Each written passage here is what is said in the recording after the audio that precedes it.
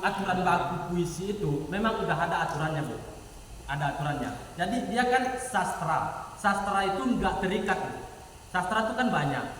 Puisi, prosa, esai semuanya itu sastra. Jadi kita cakup sebuah puisi. Puisi itu jika timbul keresahan dan kita ingin speak up melalui puisi bisa. Tapi kita nggak bisa menuliskannya. Puisi ini harus indah loh, harus punya irama loh, betul, nggak disalahkan, betul. Jadi minat kepada puisi itu akan semakin berkurang setiap harinya. Kalau kita ikat dengan pola-pola seperti itu, tetap ibu ajarkan di ruang pendidikan yang baku, tetap itu penting pada mereka sebagai bahan ajar kepada generasi berikutnya. Tapi kalau dia ingin berkarya, berkembang di karyanya, jangan diikat dengan aturan-aturan yang tadi. Silahkan berkarya, nak. Apa yang kamu rasakan, ungkapkan dan jadikan sebuah karya. Gitu. Oh, sebelumnya bentar Bu, ditambahkan dulu nanti. Baik. Teori itu pasti berangkat dari gaya yang sudah ada. Ini kata kunci. Puisi itu ada perkembangan.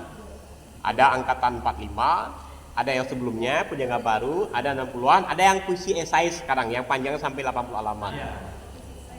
Pengajaran buku sastra itu berpatron ke yang masa lalunya, yang sudah terlaksana. Artinya pengajaran di sekolah, apakah yang memakai irama persajakan, AAAA, ABAB, itu salah satu gaya puisi yang sudah pernah dipakai, itu pilihan. Yang menjadi masalah adalah ketika dihukum harus seperti itu karyanya, itu yang jadi masalah.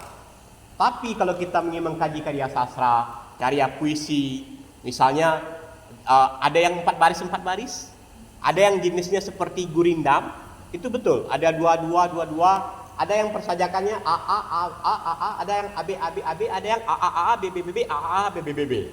Itu pilihan untuk berpuisi. Bahasa Indonesia kenapa harus mengajarkan begitu? Karena bahasa Indonesia untuk mengajarkan ini salah satu teori-teori berpuisi yang telah diajarkan di sekolah. Pilihannya ke depannya adalah kekaryaan.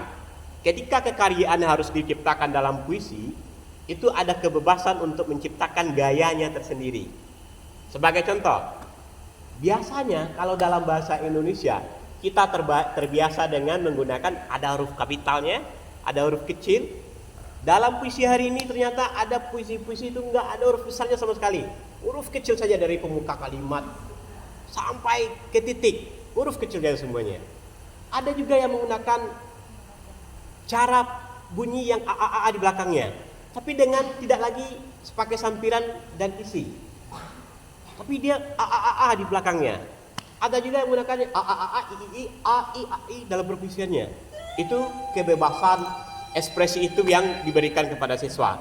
Jadi teori sebenarnya tidak salah, karena teori membahas perpuisian yang sudah ada. Yang kedua, yang berhubungan dengan ada puisi yang sangat panjang, 80 halaman. Nah, salah satu yang di Payakumbuh, udah kita, ada Adri Sandra.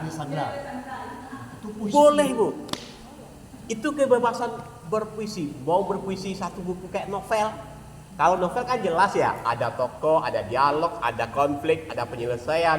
Itu jelas sekali. Kalau di puisi, dia biasanya dikungkung oleh apa sih yang ingin disampaikan dalam puisi. Dia nggak mesti ada dialog. Itu kebebasan ekspresinya ada di situ. Kemudian yang membedakan antara prosa dan puisi